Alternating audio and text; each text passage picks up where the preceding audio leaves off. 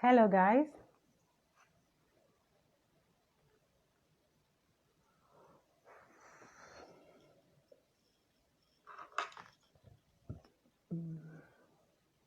Hello, Sarah. Thank you for joining. Welcome back. Welcome back. Welcome back. Welcome, Georgina. Welcome, Tessie. We had a little bit of each technical issue the other time. I hope it's better now. Please let me confirm if it's better now. If the background noise is no longer there, I had to use the earpiece. I will have to change my speaker during the week. Can you hear me? I just need someone to let me know if you guys can hear me and there's no background noise anymore, so we can start. Our time is fast spent. Hello, Christy. Tell me if you can hear me. Difference woman, thank you for joining. Kak, is it better? Kak, Christy. Oh, thank you. So that means it's the speaker. Thank you, Oyeronke. Oh, thank you, Georgina. Thank you very much. So that means it has always been the speaker all along, because this place is so quiet now.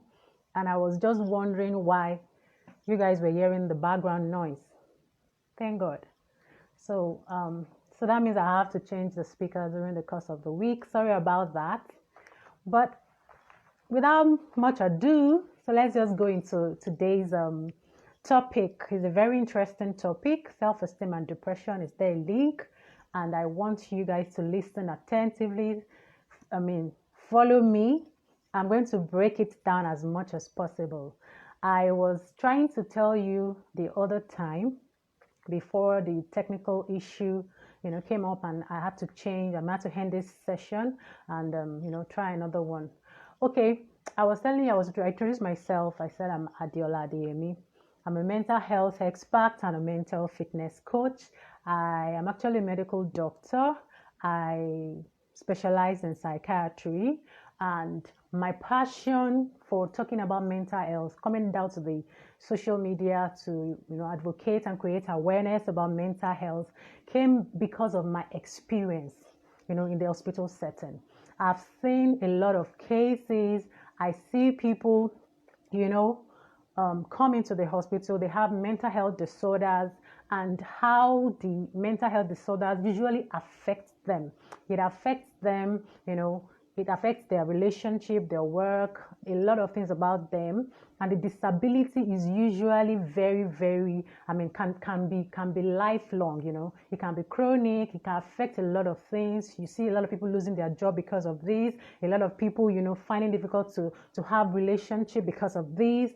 So because of all these things that I've experienced, I decided to come out to the public. Like, a lot of people need to hear about what mental health is. I need to break it down for you guys, and I'm so passionate about it. Also, I've had personal experience too. I understand what could cause mental health disorder. I've been through, a lot of issues right from childhood and even up till now that I have been able to overcome. And I decided that let me come and share my own personal and professional experiences to you people, because I want you to be mentally stable. I want you to be sound. I understand that if you want to achieve, you want to be successful in life, if you want to achieve your dreams, if you want to have good relationships with people, you have to be mentally sound. Like, your mind has to be, very, very active and sound. And it also has to do with you being able to know what could make you come down with mental health disorder. This is not the time to say, Lord, I reject it. It is not my portion. It's good to pray. I'm also a spiritual person. I'm born again. I'm spirit-filled. I'm a Christian. But there are some things we need to always do to ensure that we are mentally safe, So we need to be guided. We need to understand. We need to know what they are. And even if those symptoms come, we have those symptoms, we experience those symptoms, or there's someone around us experiencing that kind of symptoms, we should be able to, identify them, know what they are, and then, let those people present early in the hospital. So that's why I'm here, basically. That's my mission. My mission is for you to live healthier. My mission is for you to be happier. My mission is for you not to be stressed out. I understand stress can, make someone come down with mental health disorder. A lot of stress, from life issues, challenges. How do we navigate through all of these things? So that's why I'm here, basically. That's my mission, to help you live happier, to help you live healthier, to help you to be holistic about your mental health, to understand who you are, and to enjoy life to the fullest, to have a satisfied life, basically. So thank you, everyone, for joining. This is me saying thank you. Thank you for believing in me. Thank you for following me. Thank you for liking my posts. Thank you for all the comments. I really appreciate you guys. And I believe that without you guys, I cannot be here. It's because of you that I have the courage to move on, to keep educating and creating awareness about mental health. Okay, so today's topic being self-esteem and depression. Is there a link? You guys would have seen on my posts since like 3 days ago, I put up a self-esteem challenge. Basically, I'm like, okay, I want to challenge you people. I want us to go through 7-day period of let's challenge ourselves and know where we stand when it comes to self-esteem. But I realize that a lot of people don't understand. We all know what self-esteem is, but we really don't understand its link to our mental health. We really don't understand why I keep talking about self-esteem, and I get a lot of DMs, from people every day, telling me about how they feel, having low self-esteem. I feel worthless, I'm this and that, I'm unhappy. The complaints keep getting to me like, okay, so Adiola, you need to come down to this. You need to come out and talk about this. You need to address this issue. People need you to talk about this. And that's why I'm here, Self-esteem and depression, is there a link? A lot of people would come down with some mental health disorder like depression, like anxiety, like schiz, and we still find out that by the time we have treated them, they've used the medications, they'll have to go for psychotherapy, and that's where you start addressing a lot of issues, a lot of underlying issues that probably made them come down with the disorder. So today we are going to be able to understand if there is a link between self-esteem and depression. Do you want to know? If you want to know, let me know. If you want to know, just type in the comment section. If you're following me, type in the comment section. Let me know you want to know about this. You want to know about this. Okay? Let me know if you want to know about this. Thank you. Thank you, Doc. Thank you, Dr. Williams. Kindy, I can see you. Thank you, Christy. Thank you for joining. Kak, I can see you. Thank you. Ada. All right. Georgina, I can see you as well. So let's get to this immediately. All right, we all know what self-esteem is all about, right? It's a universal basic need of every human being. Like, we desperately need to feel that we are good. Did you get just what I just said now? Is the universal basic need of every human being. Like, everyone wants to feel good about themselves. Self-esteem is what you think about yourself, how you value yourself, how you feel you're valuable, how you feel your self-worth. Oh, I'm good, I have confidence in my abilities, I like the way I look, I'm beautiful and all. So that's what self-esteem is all about. And everybody needs to have that kind of feeling. So the problem comes when you start to feel, even though you may not look like that, you may not seem like that, but because of your perception or whatever it is you've been through, your childhood experiences, or maybe a stressor, an adverse life event, you start to doubt yourself. Like, self-doubt sets in, and you're like, am I okay? Do I feel good? Am I a good person? You start to doubt yourself. So, and that is where mental health disorder can come in. That is where the link is between self-esteem and depression. Okay, like I said, it is something we all crave for.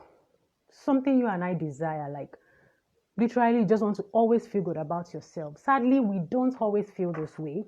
We don't feel this way. When a child comes into the world, just imagine as a child, although we have inherent traits children come with, these are traits that they inherit from their parents. But a child comes into this world with an open mind. Like, I'm just open. This is me. I'm playing. I'm ready to learn. And a lot of things start to happen. the nurture comes in, what the environment says is right, what the parents tells the child, what what uncle, aunties, and all those people start to tell the child, and that starts to form the belief of the child. Whether the child will believe that, oh, I can do this, I cannot do this. And you know what thing about childhood period? Childhood period is very, very sensitive, because that is when the child learns a lot of things that probably stays with the child all through up to adulthood. A lot of us still struggle with so many experiences we've been through as a child, because it's very difficult for you to forget some things, for you to overcome some things that you've been through if it is traumatic. And that is why, as parents, it's very important that during childhood period, you ensure that the mental health of your children are well developed, so that they don't grow up and become traumatized and need a lot of counseling or therapy sessions. So during childhood period, when the child is born, child is exposed to a lot of things, and that forms the core belief of the child. That forms what the child feels about him or herself, And as a child grows up, you don't even need to go through all of that. Anything similar to that experience triggers one feeling or the other. Let's say it's a negative, belief system a child has based on maybe harsh parenting. Your father is always abusing the child. Mother is always saying you're not good enough. One uncle will now confirm it outside, and a whole lot of things. So when that thing forms the belief system of that child, when the child grows up, it only takes to fail an exam for the child to say, oh, my mom always said that. My mom had said it, okay, I'm not good enough. The self-esteem of that child drastically reduces. Not because the child is not valuable, not because the child is not meant to be great, not because the child is not meant to feel good or have confidence, but because of that experience, the child would develop low self-esteem. Okay? So basically that is what happened. And when a child goes through that and self-esteem is, faulty, you have to go to a lot of therapy, go to sessions, even if the child understands that, oh, I need to, like an adult, you now understand that you have to go through a lot of sessions to get over it. It becomes struggle. That's why some people, they are we have a set of people that are very confident in themselves, they believe in themselves. Probably because they are well raised up by parents who understood what it meant to, ensure that children are well nurtured. But for some of us who our parents will tell us, oh, this, put it on my head. Oh, you are not serious, all those words and harsh comments and critical comments would have affected the self-esteem of a child, and it becomes difficult for the child to handle challenges. And that's why when two people, get exposed to the same form of challenge, to the same form of adverse life events, one of them who has a very good self-esteem may not come down with mental health disorder, while the other person might come down because of a low self-esteem. And we need to understand that is why when people come to me and they tell me they are experiencing a particular thing, no matter how trivial it seems to me, like, okay, is it because of this small thing? I would never, ever, make it seem that way to the person. For every feeling that you have, for every emotions you go through, for anything you go through, your feelings are always valid, because it is you. You are the one going through it. And I don't know how, your background might have affected the way you view things. So, but whatever it is you're going through, it may seem small to me or to another person. It may not, understand. But then, to you, it's something huge. And I'm willing to accept it that way. Because everybody we have different ways we perceive things.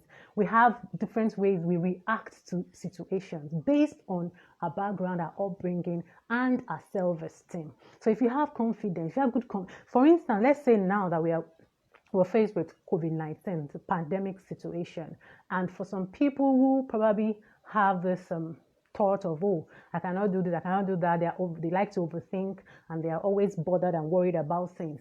They may find it difficult to cope because they keep worrying. They wake up in the middle of the night thinking, what will I do? How will I go about it? But for someone who has a very good self-esteem, believe in themselves, like, okay, if I cannot do this, then I can try another thing. They are used to that. They've been raised to always look at the positive outlook of everything, to always think about the positive outcome of situation. They may not, probably worry about whether COVID-19 is ongoing or not. They try to, okay, if plan A doesn't work, let me look for plan B. They intentionally block those negative thoughts from themselves. And that is why we need to understand that self-esteem, there are researches that have shown, there are a lot of facts, evidence-based researches that shows that people who have low self-esteem can come down with mental health disorder, especially depression. As a matter of fact, we all know what depression is. At least we have an idea, especially because there's been an increase in the rate of depression in recent times. But if you look at all the criteria for making a diagnosis of depression, not just saying that I'm depressed or maybe just random feelings of sadness that a lot of people say, but when we want to talk about clinical depression, that a person is coming down with depression, you've seen a psychiatrist. If you check my post maybe 2 days ago, you see the way I broke it down. If a person is coming down with depression, I'm like, okay, I want to make a diagnosis. One of the criteria for making that diagnosis is low self-esteem. We call it feelings of worthlessness, which is what self-esteem is all about. It's one of the recognized criteria that we use to make a diagnosis of depression. So what does that mean? What it means basically is that, okay, if you have low self-esteem, right, you are more likely to come down with depression. One factor would not lead to depression, of course. The etiology of depression is multifactorial. There has to be some other causes, maybe genetics, maybe life events, maybe you are faced with something, adverse life events, or maybe a challenge or something. But low self-esteem is said to be one of those factors. Meaning that if there's low self-esteem, it's only a matter of time if care is not taken. If another stressor comes in, or you're faced with one difficult challenge, you may break down. You may come down with depression. That's what it means. So I'm going to talk about theories that have shown, that have proven that people who have low self-esteem can come down with mental health disorder, especially depression. Okay, like I said, people who are depressed will definitely have persistent sadness. They have decreased energy, meaning that they are always sad. They have reduced energy. They lose interest in things they used to love doing, pleasurable activities. And of course, they have insomnia, that's poor sleep. They have poor appetite. They can lose weight rapidly, And then they have poor concentration. They find it difficult to concentrate. They can have fatigue, body pains, always complaining about body pains. And they can also come down with low feeling of worthlessness, hopelessness. They are hopeless about the future. And that's what could lead them to committing suicide. Like they are tired of life. They don't feel good about themselves. I'm bad. There's something wrong with the way they process their thoughts. There's something wrong with what they think about. They're already like, oh, I'm bad. And it's not as if they are, but because the perception is distorted, they have cognitive distortion. You understand? They have cognitive distortions. The way they see things is different from the way other people would view it. Then, this is why they come down with depression. And it starts with the self. It always begins, like I always come up to my post to tell you guys, it begins with you. And that's why I preach self-love, self-care, because I understand that if you don't feel good about yourself, you can't do much. It's only a matter of time. Gradually, you start to deteriorate in your ability to be productive, in your ability to be happy. So when I say set healthy boundaries, when I say take time off social media to rest, when I say practice self-love, when I say positive affirmation, it's not because I just want to say them, just because I know that if you don't do all of these things, it could affect your self-esteem. It can make you feel bad about yourself. And when you feel bad about yourself, challenges will definitely come. When they come, maybe a relationship, a relationship breakup, or loss of job, loss of someone close to you, you may not be able to handle it. You may not be able to navigate through it, and depression might set in. You understand? I'm not saying low self-esteem is the only etiological factor for depression. I'm only saying that it is one of the causes, one of the factors that have been linked to the etiology of depression. So if we can take self-esteem off, if your self-esteem is good enough, if you're very, very believe in yourself, you're confident in your abilities, at least that one is out. Every other thing can now be sorted out, right? So when I'm talking about this, I'm going to talk about two theories. I just want to break it down so you understand. Two theories that you need to understand that could make someone with low self-esteem to come down with depression, right? Okay, there are a lot of theories that have said it, that have confirmed it, but I just narrowed it down so that I won't bore you guys. I know that we medical doctors, we have to read and read, and we have a lot of jargons, medical jargons that we speak. But for the purpose of this class, I want you to understand, and I need to let you know what it is. If you have the basis, if you have the understanding, then you are able to, take that home and help people, help yourself, help people around you, let them get help, let them understand why they need to be intentional about their mental health and ensure that their self-esteem is good enough. Okay, so two theories linked. Number one is the vulnerability model. Vulnerable. Who is going to type for us? Vulnerable. Vulnerability model. Vulnerability model. That's number one. Vulnerability model. Okay, so somebody should please type that. Vulnerability model. Okay, so vulnerability model, it states that when a person has low self-esteem, it makes the individual more vulnerable to have depression, under stressful life events. Like I said, that, low self-esteem will not naturally cause depression on its own. But when it makes you vulnerable, that's what it means. From the word vulnerability model, it makes you vulnerable. And all these things I'm telling you is not because I thought about it. It's not because I said, oh, let me just have it. They are evidence-based, like researches, studies that have shown. They've done the studies over time, and they're able to come out with it and boldly say that this can cause it. So vulnerability model, meaning that you become more vulnerable. With low self-esteem, you are more vulnerable. What does that mean? It means that people with low self-esteem are at a higher risk of coming down with depression. You're asking me why, right? You want to know why that is so. Okay, let's go back to the etiology of depression. Studies have gone, a lot of studies, when coming to we're talking about depression, how it comes about. But I love studies that were able to talk about the psychological aspect. Because when your psychology is in good shape, then the other ones, you can use medications and it will be fine. By the time a person comes down with depression and is having sleep problem, not eating well, feeling bad and all, if you give them medication, just give them 2 weeks, all those sleep problems, not eating well, would resolve. They start to sleep and they start to eat. But that doesn't mean that their feelings, the way they feel about themselves, would change. So that's why I love the psychology. Talking about the psychological aspect. Let's go back to the root. What caused this thing? And that's why I like Aaron Beck a lot. There's this triad we call cognitive triad of Aaron Beck. It has to do with what a person thinks about himself. Having this negative belief about yourself, about the environment. 3 things, a triad: about yourself, about your environment, and about the future. So he has been able, he's a psychologist. He's called Aaron Beck's triad. There are 3 things he was able to link with the etiology of depression, saying that if a person has negative feelings about him or herself, negative feeling about his environment, and negative feeling about the future. So he was able to link all those things to etiology of depression. And come to think about it, people who are depressed, let's break it down. If you've experienced it before, or if you know someone who has experienced it, you will be able to understand this, that the person will start saying, I'm bad. I don't think life is worth it. I don't think life is beautiful. Everything I do is always failing. Everything I lay my hands upon is not going smoothly. The person would complain about almost everything, not because he or she wants to, but because of how she's feeling.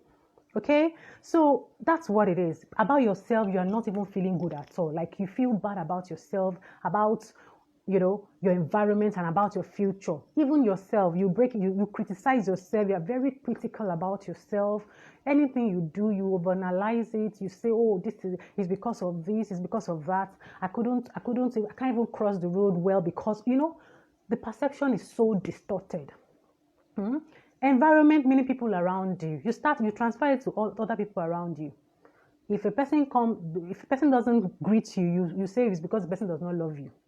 The person intentionally didn't greet you. Maybe the person did not see you. You state that, and you understand what I'm saying. So there's a problem with the way the person thinks because of that distortion in the thinking pattern, and that's what Aaron Beck is able to say. And the reason is because of the vulnerability model, meaning that there's low self-esteem already, and this person is already having problem with the way he or she thinks, right? So negative feelings about yourself, negative feelings about your environment, people in your environment, and negative feelings about your future is all central to you having low self-esteem. It's because you have low self-esteem. Anyone that has good self-esteem would never, no matter what anybody does, the person will just show it of like, I don't care. I believe in myself. I believe in my ability. I've seen a lot of people with very good self-confidence. Even if their boss shouts at them or tells them, criticize them, they see it from a positive angle. But once there's a problem with the self-esteem, once the person feels low about him or herself, the person would definitely start to think, oh, my boss hates me. Oh, my sister hates me. My husband hates me. That's what they would always say.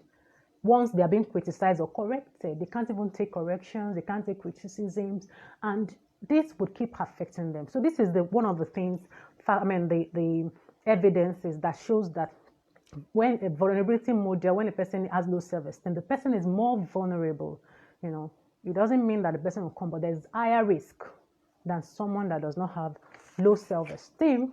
Okay, so do we understand that? So can you now understand why it's very important that our self-esteem be built? Honestly, we need to ensure that we have a good self-esteem. How? By building it intentionally, by maintaining it intentionally, by doing some practical things intentionally to improve our self-esteem from time to time. Even if you have a good self-esteem, you feel confident about yourself, there's some challenges that could come that will make it, come down a bit and deteriorate. You should be able to know the things to do to get yourself back on this level, right?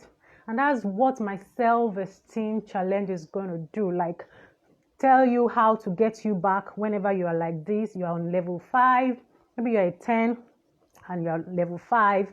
Then you know what to do step by step and you get back to level 10.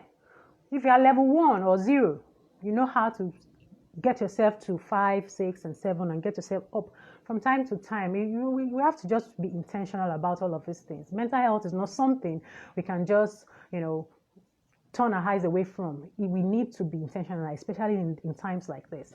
Okay, let's go back to the next point. The second point. Are we ready? Okay, that's the SCAR model. SCAR. I have scars on my hand, right? SCAR. SCAR. SCAR model. I just spoke about the vulnerability model. Let's talk about the SCAR model. We type in SCAR model. Let's talk about the SCAR model. Okay? All right. Talking about the SCAR model, which is the second link to depression in people with low self-esteem.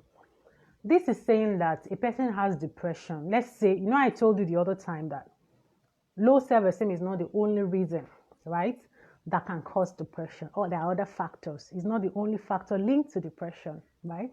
So let's say the person came down with depression, a high achiever, because people that are high achievers, that are very good, are doing well, could come down with depression, right? So let's say a high achiever, everything is going smoothly, they're doing well, bam, bam, bam, and then depression sets in, boom, maybe because of one challenge, one breakup, or maybe, let's say, postpartum depression, for instance. That one has nothing to do with maybe the psychological aspect. It may just be because of some hormonal imbalances, and then the person comes down with depression. So SCAR model is saying that when a person has depression, the person doesn't have problem with self-esteem. The person has depression. It leaves a scar in the self-esteem of the person. Because depression in itself, we all have explained what the components of depression is to you. I'm talking about low mood, persistent mood, loss of interest, decreased energy, feelings, all those not sleeping well, insomnia, and then your thought is affected. When a person has depression, there's usually a scar that comes with the self-esteem of that person.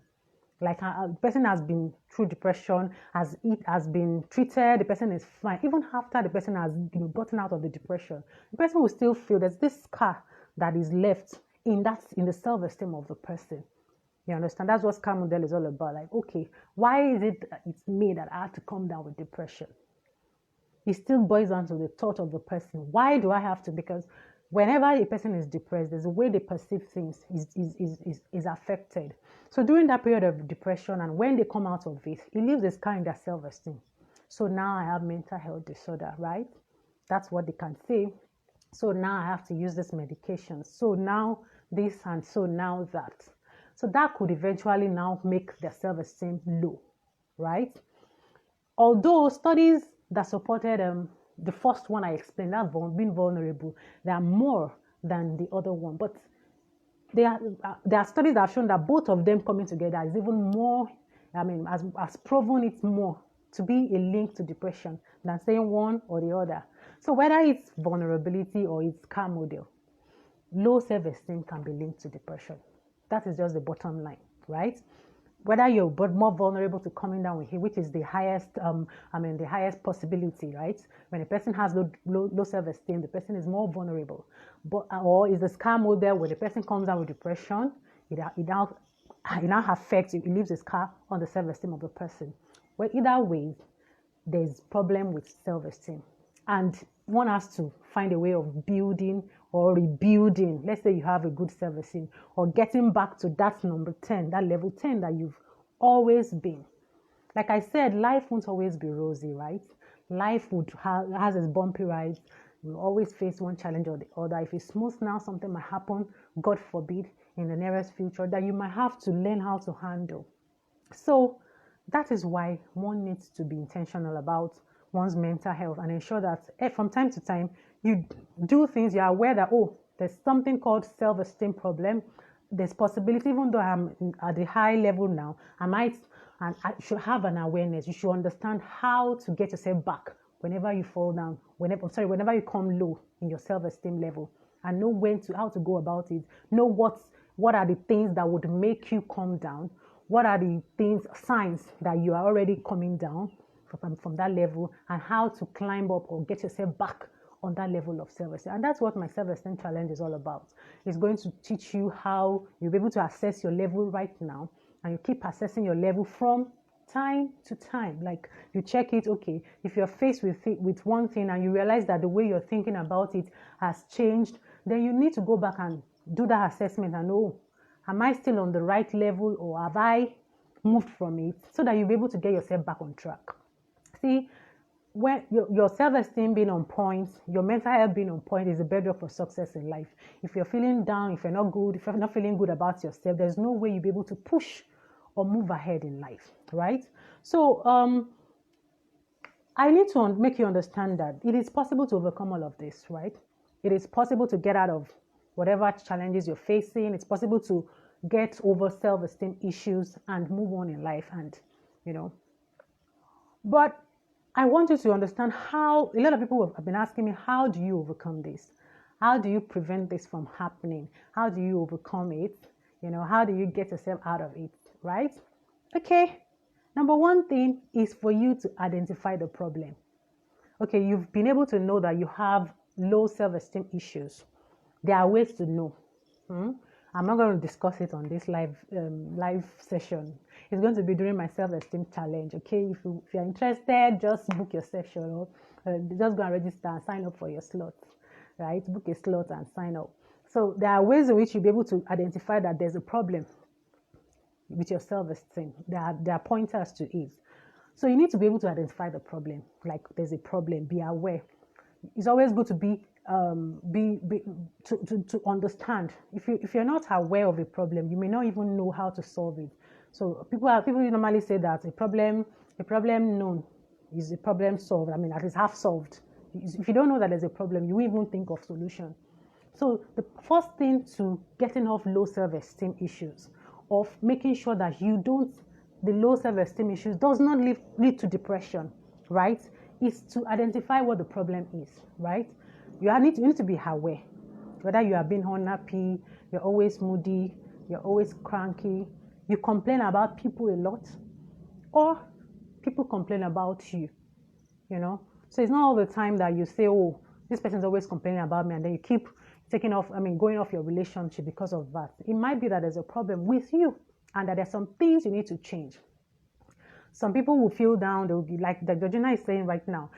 Some people will feel down. Sometimes they feel good to the following day. Those are mood swings, right? And there are a lot of personality that is attached to those kind of mood swings, right? There's this personality called neuroticism traits that shows that those people that have those neuroticism traits, they have higher tendency of having negative emotions. They worry a lot, they think a lot, they have mood swings, they overanalyze, they're always, bothered and worried. And that is why they have tendency of coming out with low self-esteem issues, because they're always thinking, they analyze issues, something that is not supposed to be serious. They just take it out of context and make it something big. And people like that need to be aware, to be conscious about their self-esteem and to know what to do, like track your emotions, know what to do, how to get yourself out of it so you don't come down with depression. I've seen patients that whenever they tell me about how they were as a child or as an adolescent or as an adult, young adult, you would know. It's so clear that, oh, this person has been having this kind of personality traits all along. And that is why probably this person has come down with depression eventually. And here, remember, I'm here to prevent that from happening to you. I'm here to let you know that, okay, we can do something before depression sets in. We can do something. We don't have to come down with mental health disorders. We can do a particular thing to make sure this does not happen by taking care of yourself, by ensuring that your self-esteem is in good shape, knowing what to do whenever you're down, knowing what to do, how to get yourself out of those negative emotions and feelings. So now I'm talking about how to overcome. The first thing I said was you need to identify the problem. Be aware. Know that this is a problem. For instance, myself, let me give myself as an example. I used to have mood swings. I remember when growing up, I would feel bad about myself. I had issues with my body image. I felt I don't smile. My dentition was not so good. So I always smiled like this, But now when I smile, people tell me, we love your smile. In my videos, they tell me they love my smile. There's nothing wrong with this. There's nothing wrong with it, But it's just because of the way I've perceived it. Probably one uncle said something, see the way your mouth is, and that just stuck into my brain and it affected me.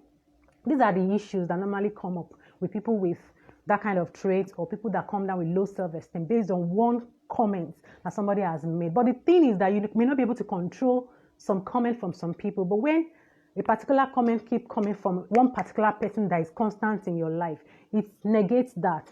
It just makes it unimportant. They just keep telling you positive things about yourself. So when I didn't get that, I had to do it by myself, telling myself, oh, you're beautiful, you're gorgeous, everything about you is good, you can do this. And then I moved up. My level just increased and I'm able to come up. I'm able to speak.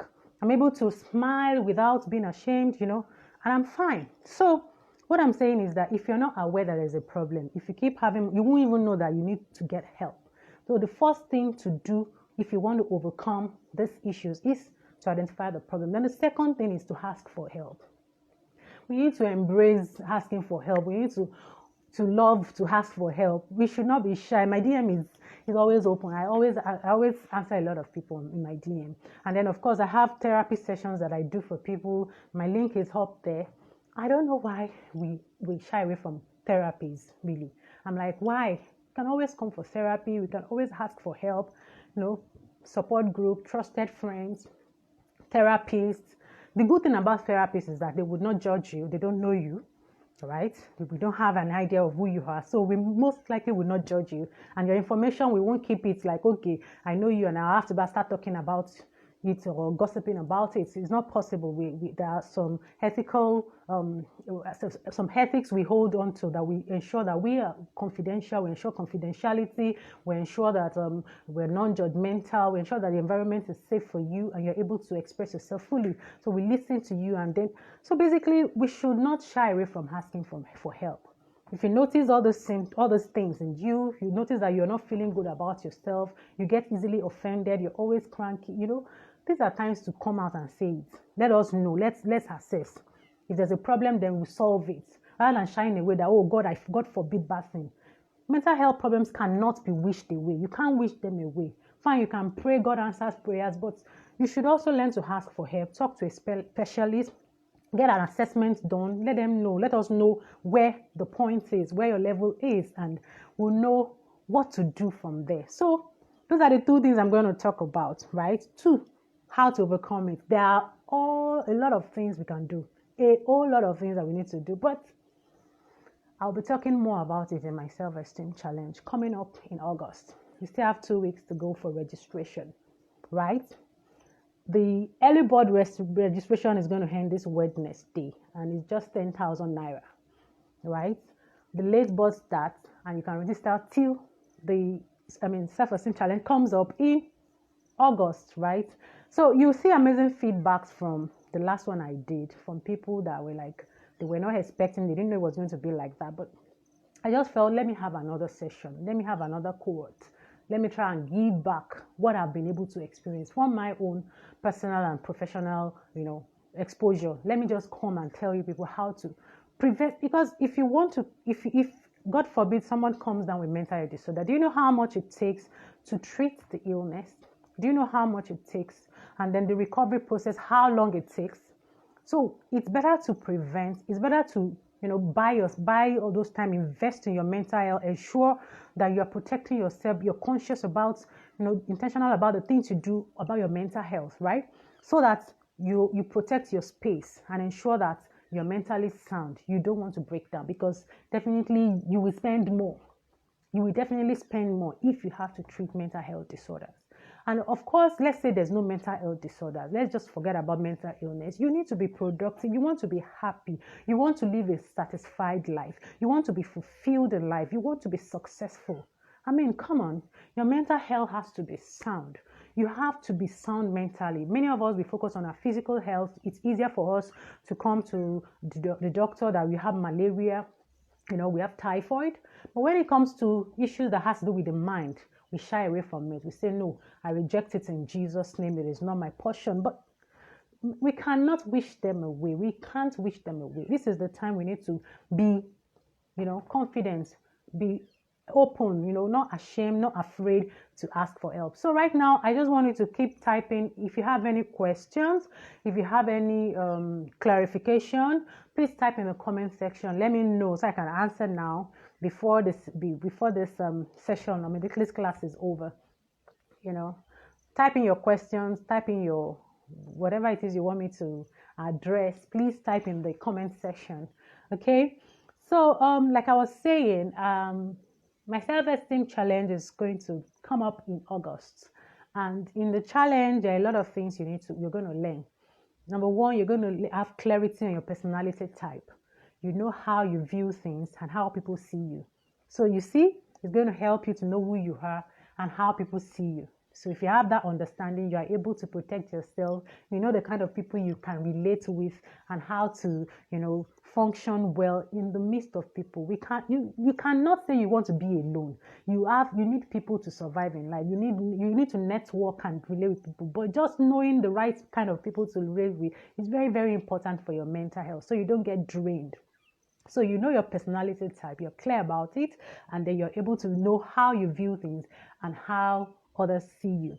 Number 2, you learn how to, practical ways to love and accept yourself. So self-love is everything. You need to first of all love yourself before you can love others. So you're going to learn how you can do that. And number 3, you understand you understand the importance of self-care and how to make it a priority. So number 4, you know how to set healthy boundaries. A lot of us, we don't know how to say no. When people come to us, you just say yes because you want to please them. You keep saying yes to everything. Oh, yes, even though inside of you are boiling. So in this self-esteem challenge, you're able to know how to set healthy boundaries and improve your assertive skills.